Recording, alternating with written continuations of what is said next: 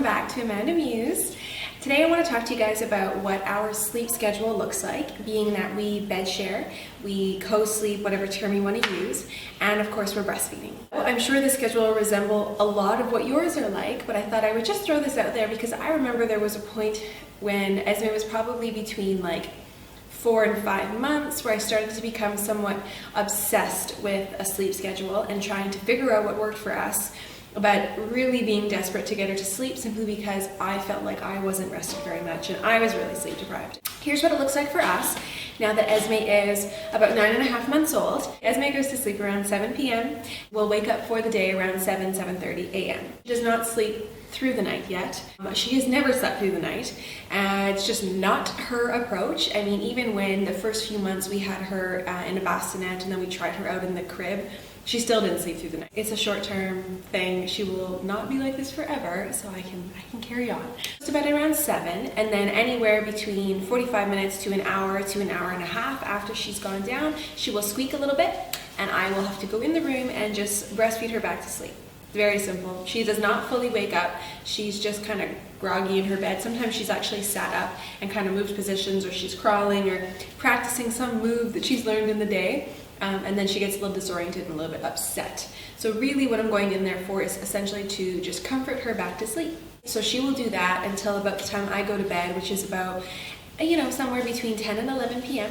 I'll nurse her right before I go to sleep, and then I have no idea how many times that she gets up in the night. It's at least once or twice, maybe 3 times. Probably wake up around 2 a.m. and then I think like around 6 a.m. she starts to get up a little bit more frequently simply because her diaper is wet and she's just not very comfortable anymore.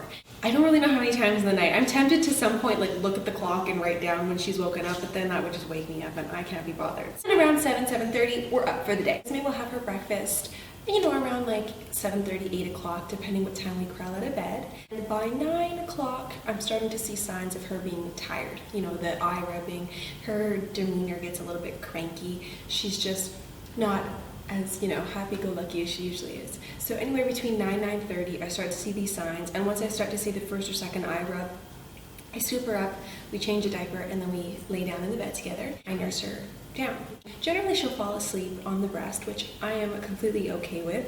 I may have mentioned that before, but a lot of books will say that don't let your baby nurse to sleep, blah blah blah. Okay, whatever. Those people should come to my house and put the baby down because it works for me and she will sleep and I'm okay with that. If that doesn't work, I'll nurse her as much as I can until she unlatches herself, and then I rock her to sleep a little bit by bouncing on the exercise ball. And then if she doesn't fall asleep on that point, I lay her back down again and I try to nurse her to sleep, and by then she's pretty sleepy and out she goes. And she will sleep anywhere between 40 minutes to 2.5 hours like she did today, which was amazing. I'm finding like now that she's getting a little bit older, her sleep patterns are generally, no matter what, she'll sleep for 40 minutes, but they seem to be getting longer and longer, which is really nice. The longest she slept so far is almost 3 hours. I think that was yesterday, or the day before yesterday, she slept for about 3 hours. And then today she slept for 2.5 hours, so I'm finding that her morning sleep is definitely becoming a really long one. And let's say our day doesn't allow her to have a long morning sleep, if she just has a short one and then we're up and out of the house, she'll generally have a really long nap in the afternoon. So it's kind of nice. It's giving me, I hate to say it, but like a little bit of a break and a little bit of time just to with my day. This morning I just lounged around in my pajamas and had a tea and trolled the internet, and it's just nice to have that downtime a little bit.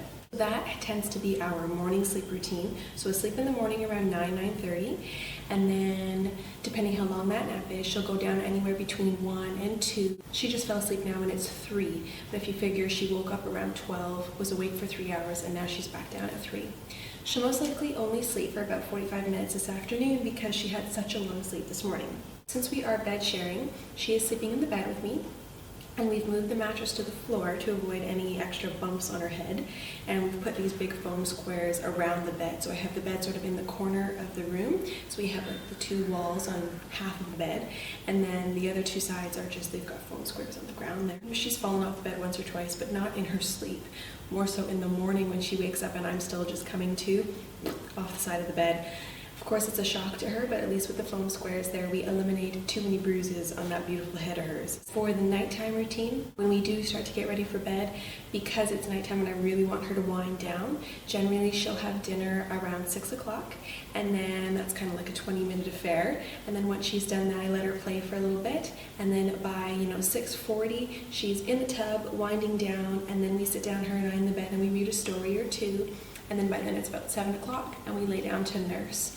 And then she's usually asleep by 7:30. That's our sleep routine with a co-sleeping breastfeeding baby. I wonder how that differs from your routine. If you co-sleep and you breastfeed, I'm curious to know what your sleep patterns are like and your sleep schedules.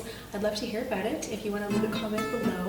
Thanks for watching, thanks for tuning in, and we'll catch you in our next video.